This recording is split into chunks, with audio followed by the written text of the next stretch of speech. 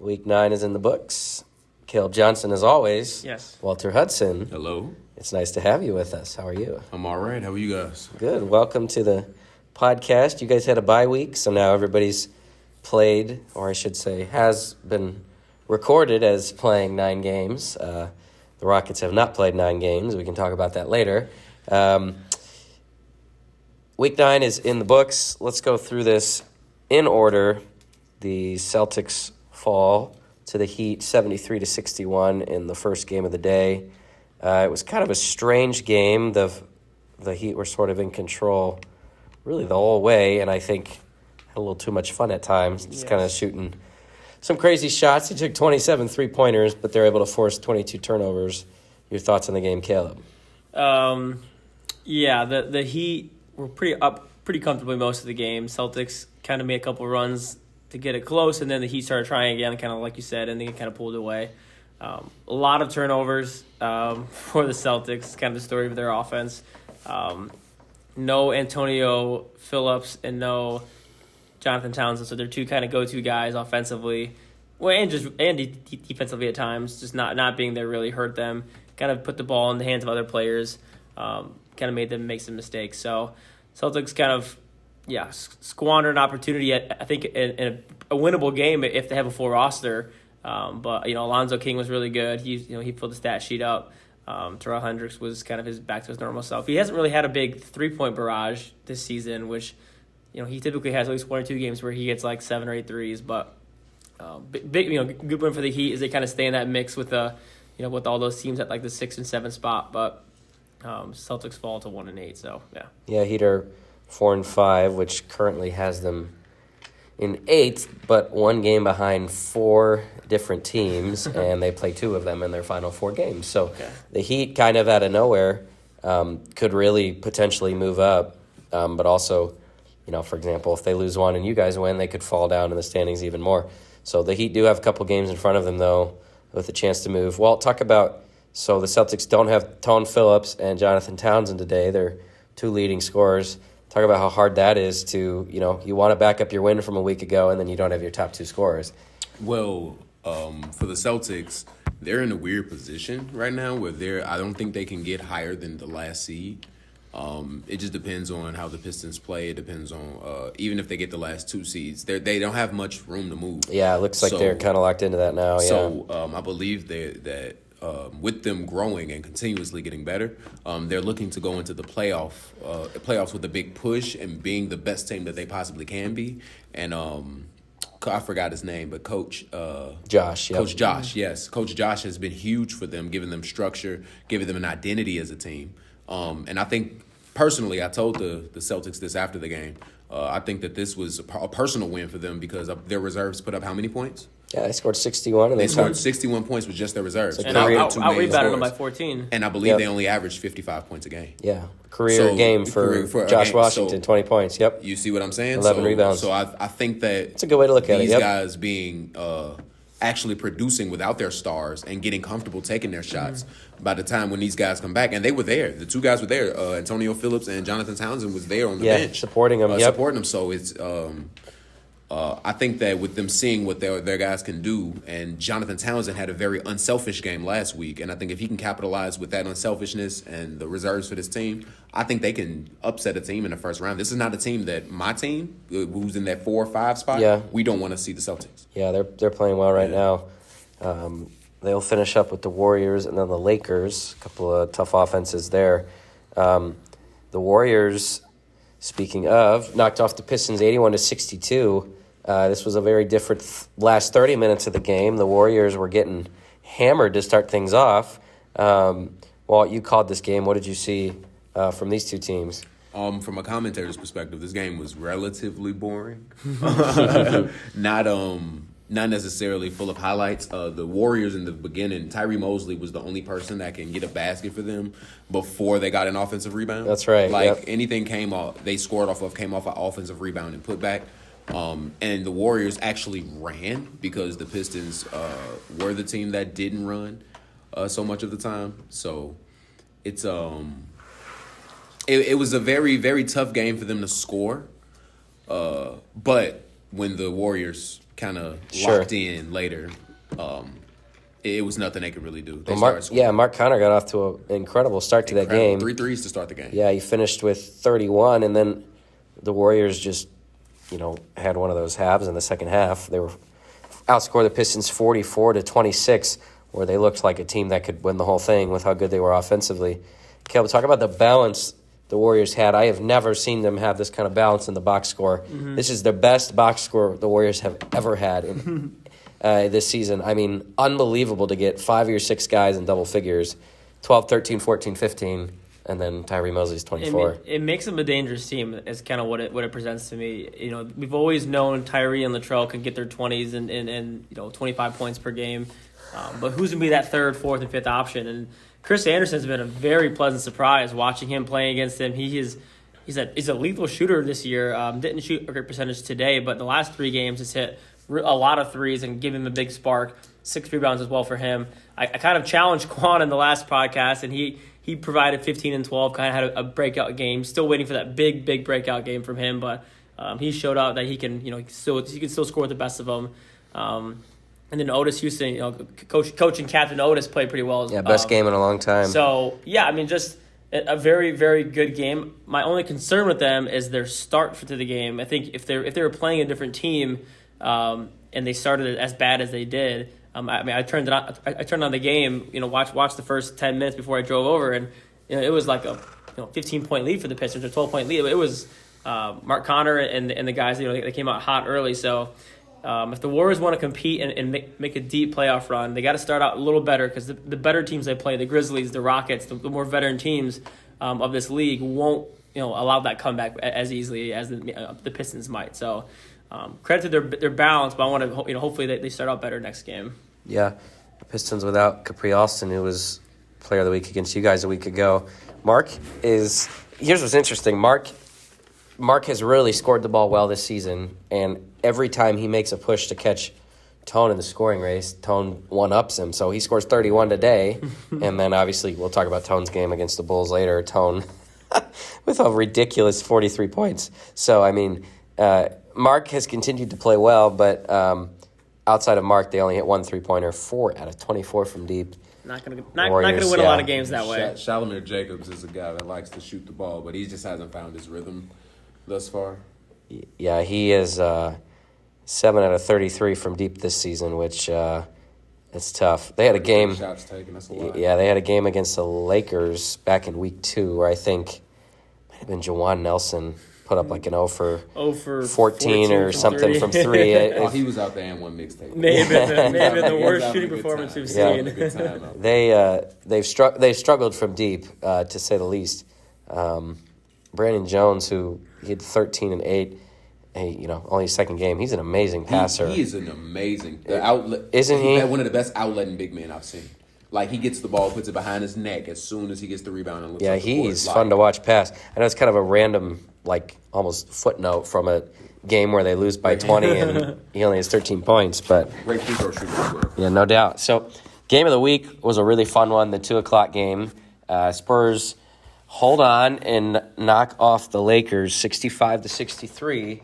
And all of a sudden, the Spurs have some momentum here. As you said, you want to kind of have that as you get rolling down towards the playoffs. So, Caleb, talk about this game. We called it up in the booth. Yeah. Spurs win 65-63. This just kind of felt like a classic Spurs win, where they had the balance. I think Dennis played well. Dennis played at his typical high level, but you got guys like Octavius and Ben Green both played fantastic. Actually, looking at this, Octavius was actually the leading scorer. Dennis only had 8 points, so maybe not a great Dennis performance, and they still found the way to win. I think the Spurs' game plan defensively was excellent, kind of containing L.J. Harris. Anytime he drove, he saw bodies, he saw multiple defenders on the weak side, kind of making somebody else beat them. And I think Gerald played well. That was probably the best game from this year we saw from Gerald. Kwame Blackman still contributed a lot. But, yeah, I mean, just too much Spurs and too much defense from the Spurs on the stretch. Big win for them as they, these two teams could easily see each other in the quarters or so, probably the semifinals. Yeah. And the confidence that the Spurs will have to know that they can beat these guys, I think only gives them more confidence, moving forward in the last 2 games this season. Absolutely. Walt, you've played against, obviously both these teams. You beat the Spurs. You did not beat the Lakers. The Lakers, it's not like they have not gotten scoring outside of LJ Harris, but at times they've looked like their offense can get in a rut when LJ is not scoring. They did get 16 from Kalani Blackman and 14 from Gerald Duckworth. Tom Brooks has just not been himself this year. If you're the Lakers and, LJ Harris isn't producing or is, being shut down a little bit defensively, what are some ways that they can continue to find ways to score outside of him? Well, one thing I do want to mention is the Lakers team that everyone's playing now is different than the Lakers team I played because they had Brian Hernandez. Yes. And that was a big piece of why the Lakers pace. Brian Hernandez is one of the best game managers, I would say. Like, that's what he does the best. Like, you can't take the ball from him. So that makes it easy to manage the game. But as far as better, I think I talked to LJ Harris actually after the game. Kind of hard on himself for, missing one of those clutch shots and a bad foul, a bad turnover on one end. It happens, when you're active, you're in the game, you're really trying to win. But I told him he just has to get his other killers going, like Tone Brooks. He didn't get enough good looks at the rim, I don't believe. Like, he got a tip dunk, later in the game. He took a few open shots, and then Tone Brooks sat on the bench a lot more than I really expected. I think that Andre Robertson Jr. Does a good job defensively, like he does, and the Lakers weren't jumping lanes like I was used to seeing them do. They weren't disrupting the passing lanes. So teams were able to get in on their offense, and the Lakers are a small team. Mm-hmm. So teams are exposing that. The Spurs use their size as an advantage, and J.J. Calvin having 4 fouls also played big into this game for him. So I think you just have to get people like Tone Brooks and Gerald Duckworth going early. Yeah, the Spurs did a good job of pounding the ball inside. They're usually bigger than most teams, or at least rebound better than most teams, but they were on the block throwing the ball into Trey, trying to take advantage of that sort of mismatch that they had. Bucks and the Nets in the 3:00 game. It was kind of a tale of two halves. You guys, Caleb, were down 33-17 out of the break. Just a really, really, bad first half. You win the second half by 6, but it's kind of too late at that point. The Nets, as we talk about, they're one of the most consistent teams we've ever seen. Everybody's there every week. Actually, Chills wasn't there this week, which you don't see very often, but these 6 guys were all there. Huda with 28 and Sammy with 20. They were 16-20 from the line. They held even with you guys on the glass, which shouldn't happen with the size advantage that you guys had.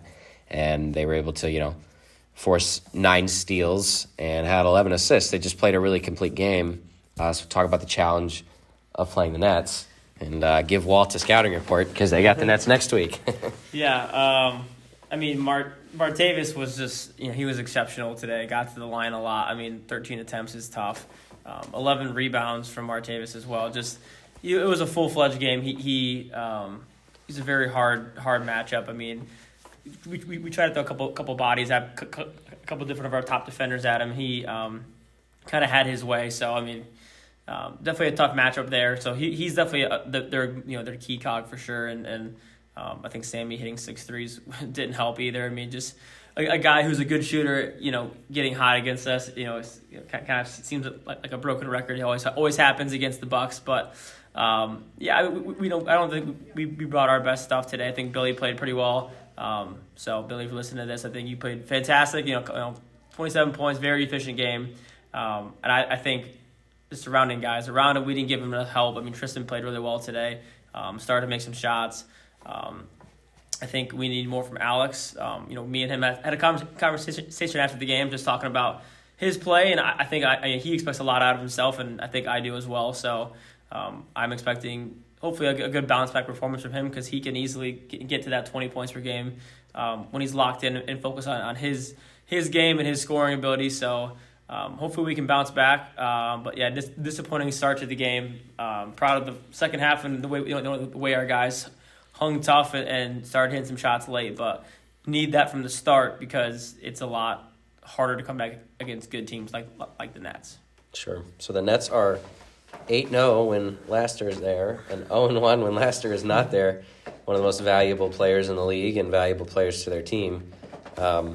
We'll let you preview that game against them here in a bit, Walt. But the Nets, now move into sole possession of first place, and their magic number is 1, which if you don't know what that means, it means if they win either of their final 2 games or the Lakers lose either of their final 2 games, and they are in. So 9-2 will get it done for them. Obviously 10-1 will as well. The key for the Nets is going to be not losing before they play the Spurs in week 11, because if they do lose to your Grizzlies next week and the Spurs beat your Bucks, that's going to be an unbelievable game 66, last game of the season. That'll be for the number 1 overall seed, and then the loser would have the Lakers in their side of the draw. So it's going to be interesting. So the Nets will have a ton to play for against you guys next week, and they know that if they win, they clinch the number 1 overall seed, and the Spurs wouldn't be able to take it from them. So we're looking forward to that. That's a strong chance of being the game of the week next week, but we'll talk about that more in a minute.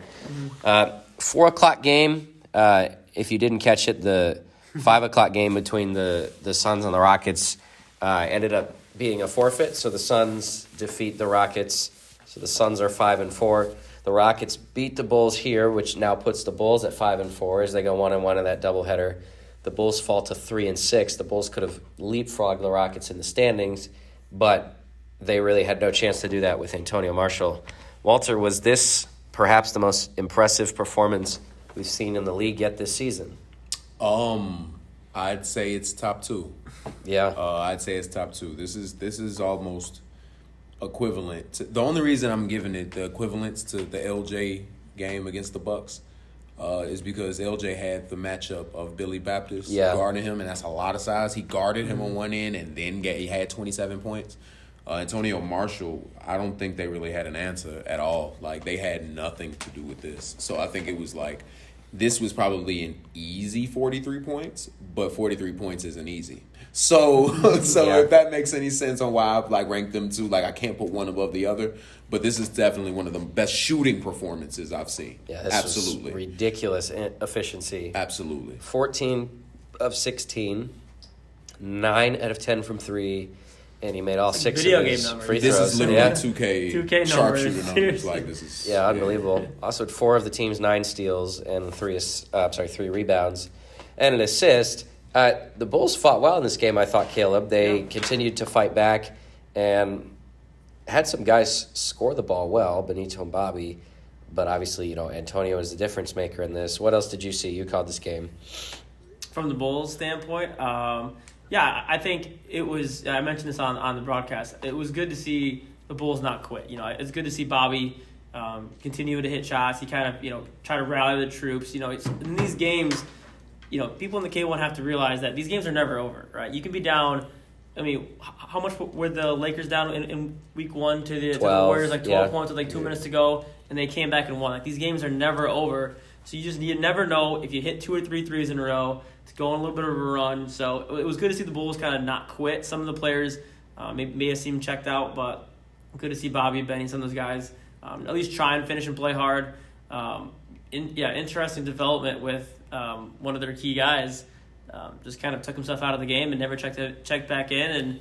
And I don't know as a commissioner if you can confirm or deny, but I don't know if we'll see Nick Crow again this year. I don't believe that we will. So that could be a huge development moving forward. So which could mean more minutes for Seth, more minutes for Bobby, just because he's a key cog, a key starter, and a big man. So they got a little smaller. Hopefully Jonah Switzer can show up for a couple more games because he's a key bench guy they have. But tough loss for them. And Rockets. I can't. There's not a whole lot more to say about Antonio Marshall's performance. Yeah, and that's the other team that you guys have left in Week 11, Walt, the Bulls. So they're definitely a different-looking team without Nick. We saw that today. I thought he was kind of the perfect piece that they needed to add to what they had, but it looks like that ship has sailed, unfortunately, for the Bulls. And again, the Suns over the Rockets in that strange 5 p.m. game. Yeah. We'll leave it at that. This is Week 10 coming up, October 23rd. We're off on the 30th, and then the regular season wraps up on November 6th. How in the world are we almost done Oh God. with this season? Isn't that crazy? It flies. It It flies. does. So as we look ahead to these Week 10 matchups, had a bit of a shift in the schedule since we recorded this podcast. So the 12 o'clock game, the Rockets and the Pistons, is going to be a forfeit for the Rockets. They're not going to have enough guys to play. Then starting at 1 o'clock will be the Nets and the Grizzlies here. Walt, we're going to give this game to you. You take on the Nets, and you're on air so everybody can hear you. So careful about what you say, but... what are you looking forward to in this Grizzlies and Nets matchup? It's the only matchup of winning teams in Week 10, which gives it a chance to be Game of the Week, I would say. Personally, this game it's not one that I circled on my calendar at like the beginning of the year, but as I seen the Nets play and I seen how they played, I actually really love the way that the Nets play. Like I have nothing bad to say about the way they play. They make the right choices, I believe. I think their decision making with the ball as a team is the best, which is why they are the best. I think that's just a team you can't make many mistakes on. Their capitalization, I'll say it, I was talking to Sammy Hines, and he made a point. It was funny, but I said, I think your team is really disciplined because you guys have like the best vets in the league. And Sammy's response was, well, we're all vets. We all played a lot of basketball. And I love that confidence because he understands that, hey, I'm out here too. Hey, I'm playing ball too. Hey, I've been here before. Hey, and that confidence is what instilled, like in each other and themselves, is what allows them to make those decisions and not get that. They don't hang their head. This is not a team I've ever seen hang their head on a turnover, on a bad play. They're probably the most mentally strong team in this league. So that's something that, like Andre Robertson Sr. always told me last season, it's hard to beat a team. Like, it's like one individual. Yeah, they have Martavius Laster, great player. They have Sammy Hines, great player. They have Maurice Terrell, strong player. They have Mook Lawrence, amazing defensive player. Probably I'll give him votes for defensive player of the year, if you ask me. But the fact that they're mentally strong and they're mentally strong together is what makes them hard to beat. But honestly, if we're talking about just a simple game plan, we have size. We have to take advantage of our size down low, and we have to be smart with the decisions that we make. They lost one game. We can say they haven't. It's kind of very controversial, but any team can be beaten, and we've been in every game with every team, which is a good and bad thing, but it lets us know that we can beat any team on any given night. So Yeah, you I guys, believe this is going to be a game where whoever is the most confident in their play, whoever trusts their team the most, this is going to be a very fun game. That's what I can say. It's going to be a fun game, whether we win, lose, draw. I want to walk away from this game and say, hey, both teams gave it everything they had, and there was a winner. No one blames anything, but hey, I wasn't good enough, and that's how I want it to be. that'd be awesome. That's really how I take it. Yeah, the Nets are still the number one defensive team in the league. They average 55 points per game allowed, which is pretty impressive. They only score 65, which is second. I should say third lowest, so they don't necessarily score a ton, but take good care of the ball. 6-game win streak for them. No one else has more than a 2-game win streak, so the Nets are playing a good brand of basketball. And like you said, it could easily be a 9-game win streak with that one controversial loss. You guys also are in that position where you could potentially get all the way up to the number 3 seed. You have wins over the Spurs and the Warriors and the Suns, which are 3 of the teams right within a game of you, which is bizarre. So you guys have a ton of tiebreaker stuff in your favor, but obviously you'd have to upset the Nets to make that happen, and then you finish with the Bulls.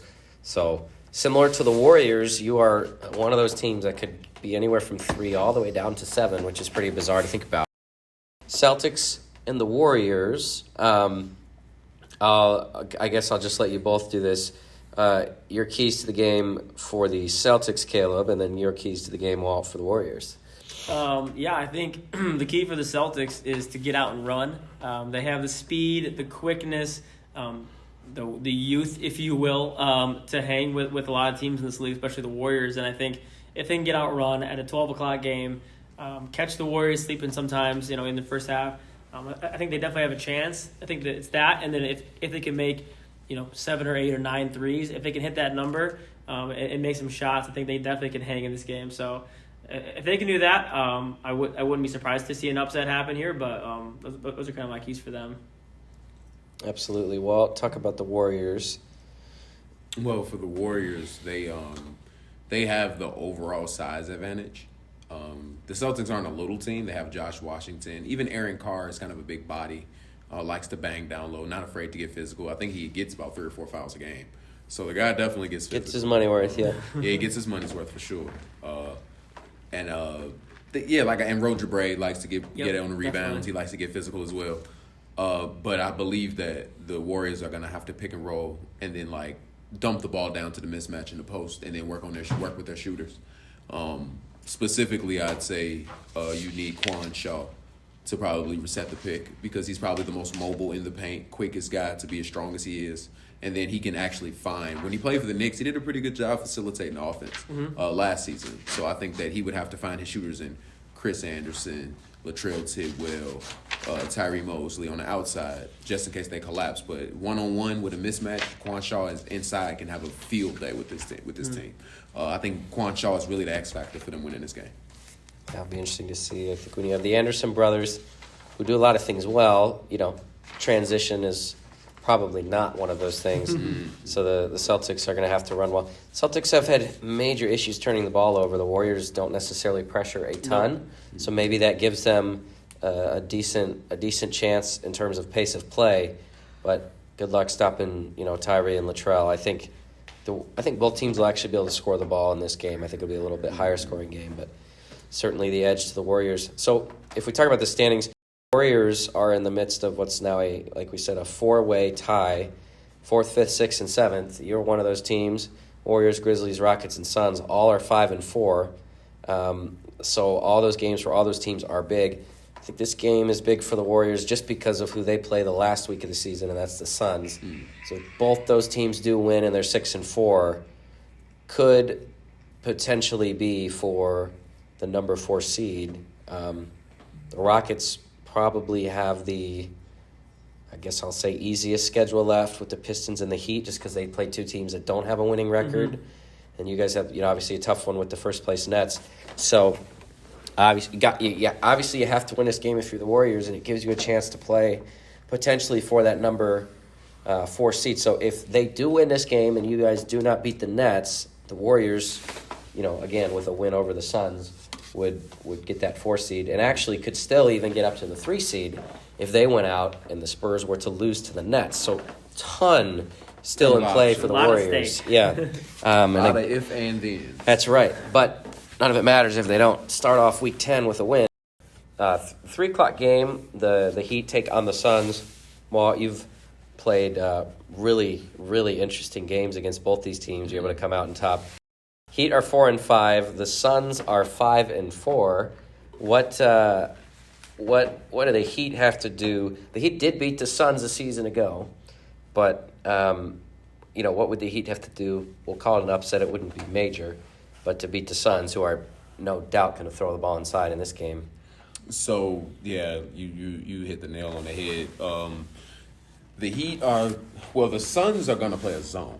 That's something I can guarantee you they're going to do against this Heat team. The Suns would not be able to match up with those Heat players 1v1. The only player, the only two or three players on the Suns I'd give the advantage to one-on-one, guarding them, would be Jameer Hines, Phil Andrade, who I think is one of the biggest pieces to this Suns team. What he does for this team is so underrated. I could not agree more. So underrated. Could not agree more. I don't think when you do a scouting report, you have to say, we didn't even know his name. I think I said 33. And I remember it to this day. I think he's 33. I think that's his number. Yeah. Andrade. No, we check for him in the scouting report because he's somebody that you have to keep a body on. And late in games, the guy still has the same energy he had in the first minute. So, that's somebody you have to keep in. But they play, I'm sorry. Forgot the team they play. The Heat. Yeah. No, the Heat, they haven't been knocking down shots. So they're going to have to dribble penetrate, and they're going to have to keep their head in the game. I hate to say anything outside of basketball, actually playing with the ball being something that can help them win, but they have to stay on track because they've been competing with any team as long as they haven't been talking to the refs, talking to themselves, talking to other teams, making things personal. Like, if they go out here and just play their brand of basketball and continue to, like, light the crowd up like they normally can, they can put this a lot of pressure on this Suns team and like, kind of switch it up for them, you know? But they have to establish an offensive identity. That's what it's gonna come down to in the Suns game. No doubt about it. May as well keep throwing out the playoff scenarios. The Heat trying to, if they get either of these games, they've got a chance to be the 8th seed. Again, we'll see what the tiebreakers look like. If they did get to 6 and 5, they could actually leapfrog the Suns and the Rockets, so they could get all the way up to the 6th seed, which is pretty impressive. But those will be 2 really tough games for them. And then the Suns also in that boat, or if they can get to 6 and 4 and take on the Warriors in Week 11, they could also be potentially playing for a first-round bye. So lots on the line in those games. Spurs and the Bucks in the 4:00 game. We said this earlier. The reality is these are 2 teams trending in very different directions. You guys started 2-0, and you're 1-6 in your last 7, which hurts to say on air. Yes, you're welcome. Had to bring that up.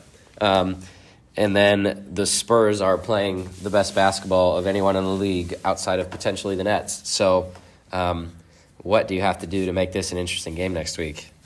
Yeah, I think it's getting back to our identity of establishing our post presence and baskets in the paint. I think Billy's been pretty solid in the paint last past couple games, and it's getting CeCe Malone going, and it's getting Alex Knowledge going again, because once we establish that and kind of play at our pace, get some early stops, I think we have to have a good first 10 minutes of the game. That's what I'm going to be telling our guys this week. That's what I'll tell them before the game. Like, we have to come out strong, because if we get down 10, 12 points in the first 10 minutes of the game against the Spurs, they will not let us come back, I can promise you. With the veterans they have, the star power they have, they're just too talented of a team for a comeback. So we got to start out strong, and then kind of limit some of their guys. But Dennis, I'm sure that he's probably circled this one on his calendar, knowing that, you know, a matchup versus Billy, you know, one of the better players in the league, kind of show kind of what he's got. You know, I'm assuming Chris Green and Ben Green will be here. Trey matching up against some of our bigs should be fun. So, for us, it's starting out strong and consistently playing good basketball, and hopefully the Spurs bring their best, because it should be a fun one. I'm more intrigued by this one maybe than most people would, simply because 2 years ago, the Lakers couldn't beat the Bulls. They lost to them twice in that Fall 21 league, despite also beating the Warriors and Spurs once that season, the 2 teams that met in the finals. The Lakers couldn't beat the Bulls, and it really was the fact that they couldn't rebound alongside the Bulls. The Lakers are clearly a different team than they were a year ago. Your keys for the Bulls, Caleb, if they were to pull off an upset over the Lakers? Yeah, I think it's continuing to use their size to their advantage. I know Lakers fans and players are probably get sick of us continuing to say that, but I think, like you mentioned, 2 years ago, the Bulls' success they had was because Seth played well, Bobby played well. They had a hard time matching up on the interior.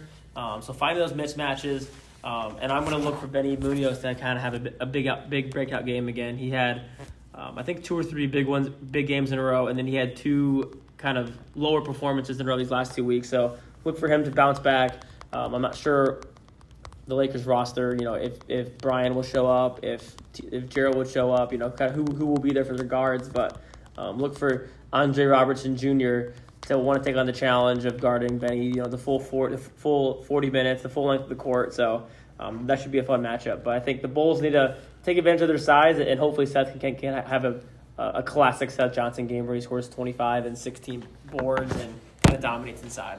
Yeah, we'll see if with Nick out of the mix, if that, you know, if it frees up Seth to do more, or if it's just, you know, not been Seth's season and you don't know necessarily all those factors there. So we look forward to Week 10 with the Nets and Grizzlies at 1 o'clock. That's your game of the week. A lot on the line for both teams there. 2 o'clock game, Celtics and the Warriors. Heat play against the Suns at 3 o'clock. Spurs and the Bucks at 4 o'clock. And then in your 5 p.m. game, it is the Bulls and the Lakers to finish things off.